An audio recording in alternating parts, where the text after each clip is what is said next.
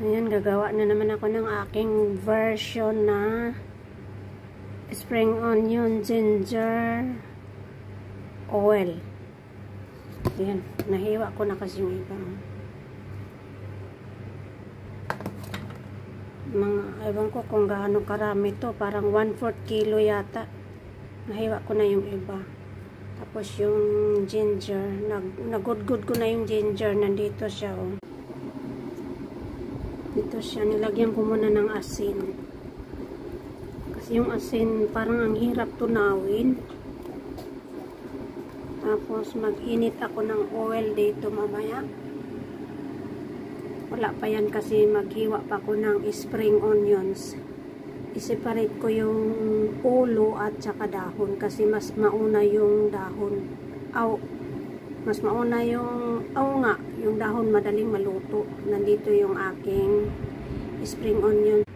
Ito siya, tapusin kong hiwain.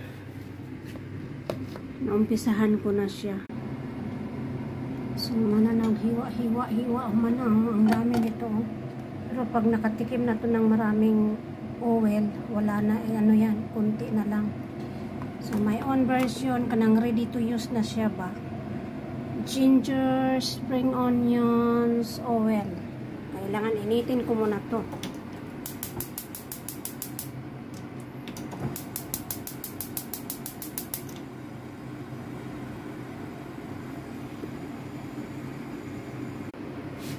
Ayan, may oil na siya. Marami to kasi dapat muapaw ag oil sa jar. Na akong jar o special na jar, square. Kaniyan. Daang kamot kaluoy. Kinanglan mainit talaga siya, yung parang umuusok na siya bago ilagay ito lahat. Yan ang umusok na. Yan, parang naluto na yung dahon na naman. Ikailayo ko yung cellphone, baka sasabog. Mainit kasi ayan, green na siya. Oh, green na green yung dahon. So, next na yung luya. Luya, ayan. Yehey! Aroma. So, ito na guys.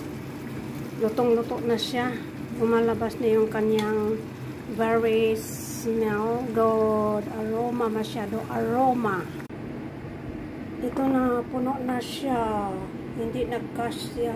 Ayan o, marami pa, ito na siya.